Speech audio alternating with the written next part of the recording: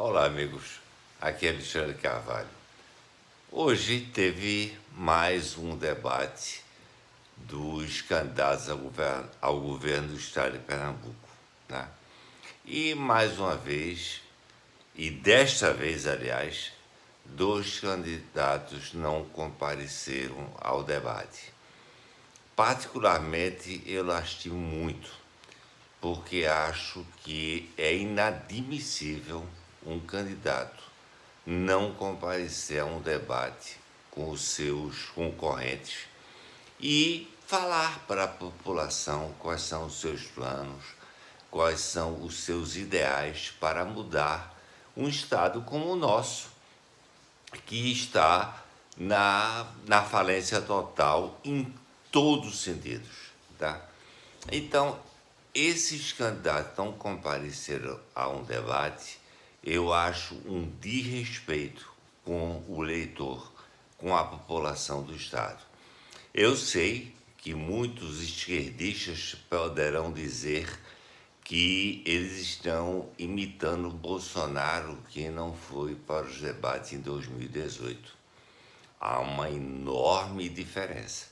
Naquela época, lembremos que Bolsonaro estava hospitalizado ou se recuperando de uma tentativa de homicídio.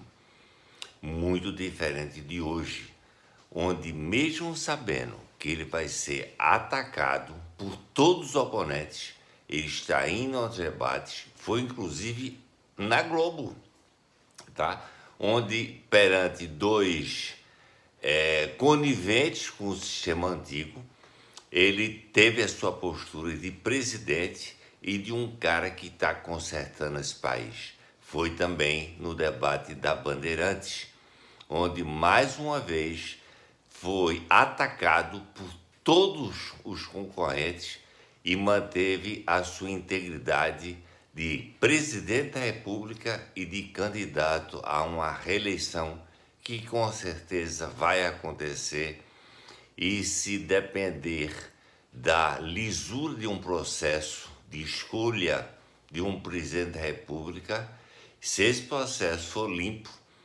e decente, ele será eleito pelo turno.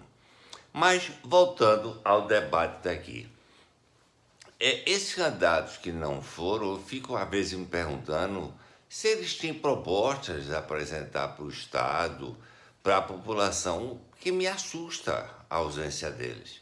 Eu acho um absurdo e, independente de quem seja, eu acho que eles teriam que estar junto aos seus concorrentes e demonstrando para a população quais são os seus planos para a recuperação de um Estado que está inteiramente falido.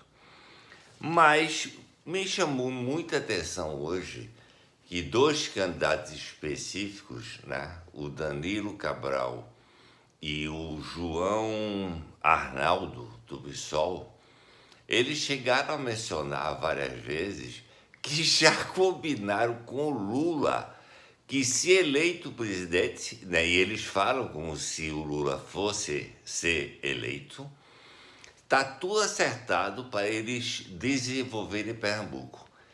E a minha pergunta é o seguinte: vamos voltar ao passado, né? Lula, na época que foi presidente, e graças a Deus acabou, né? Ele saiu, mas vamos voltar à época que ele era presidente e o Eduardo Campos era o governador de Pernambuco. Foi um governo que desenvolveu o Estado, sim, que teve coisas benéficas para Pernambuco, sim. Mas eu pergunto a todos vocês, a troco de quê? Porque roubo aconteceu e muito.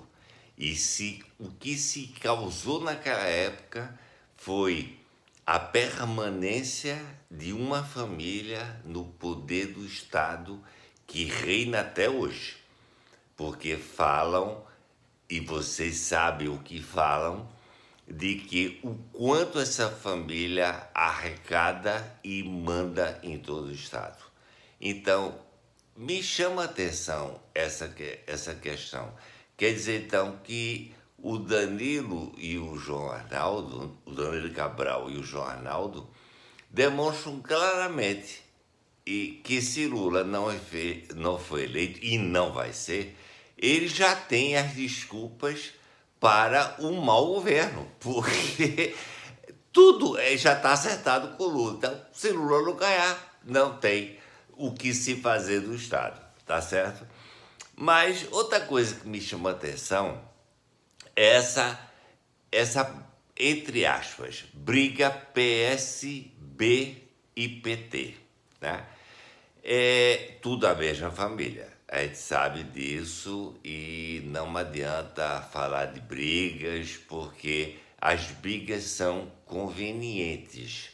Elas são expostas ao público, à sociedade, mas nos bastidores a gente sabe que as coisas não funcionam dessa forma. Tanto que sempre o PT e o PSB andaram de mãos dadas, foram unidos. E não há dúvida, se um desses for para o segundo turno, o outro irá apoiá-lo. Não há a menor dúvida sobre isso. Então, essa briga toda, que vamos nos lembrar de 2020, quando houve uma disputa entre o PT, que na época a Marília Reis estava no PT, ou já não está mais, mas vamos voltar, né? Então ela estava concorrendo com o João Campos do PSB. O que foi dito pelo PSB na época? Que o PT era um partido de corruptos, que Lula era corrupto e total esculhambação em cima do PT. E agora a gente vê o representante desse governo atual, que é o Danilo Cabral, elogiando Lula. Ele esqueceu inteiramente o que foi dito em 2020, porque o Danilo Cabral, gente, é o representante da continuidade, é o representante desse governo catastrófico que está aí. E toda a questão que foi levantada em 2020 com relação ao PT morreu. Quem mentiu? A mentira foi na época ou a mentira está agora? Quer dizer, eu acho que esse povo pensa que nós somos idiotas ou que nós não temos memória e começam a falar em coisas que está na cabeça da gente. Então, como é que você, há 2 anos atrás, esculhambava com um partido, com o seu representante maior, e agora é a esperança, é a grande solução? Peraí, tá? E o Danilo Cabral tem que celebrar o seguinte, tá? Esse governo Paulo Câmara tem 8 anos, praticamente 8 anos de mandato, tá? E ele então pegou Dilma, pegou Temer e depois é que ele pegou Bolsonaro. Ele joga toda a culpa de Bolsonaro em cima da situação do Estado. E nós sabemos que isso não é verdade, tá? Bolsonaro destinou a Pernambuco por livre e espontânea vontade, por pensar no povo pernambucano, por pensar no Estado. Ele direcionou bastante dinheiro, fez obras, fez a transposição de São Francisco, veio muitas vezes ao Estado e nenhuma das vezes foi recebido pelo governador, que não abriu diálogo, que manteve todo o tempo fechado para qualquer ação que aproximasse o governo federal do governo estadual. Então, nós, sociedade, sofremos toda essa situação. E Bolsonaro está no poder há 3 anos e meio. E os anos anteriores, Danilo? Responde para a gente, por que na época da Dilma o Estado não se desenvolveu? Por que quando o Temer assumiu que o Estado também não se desenvolveu?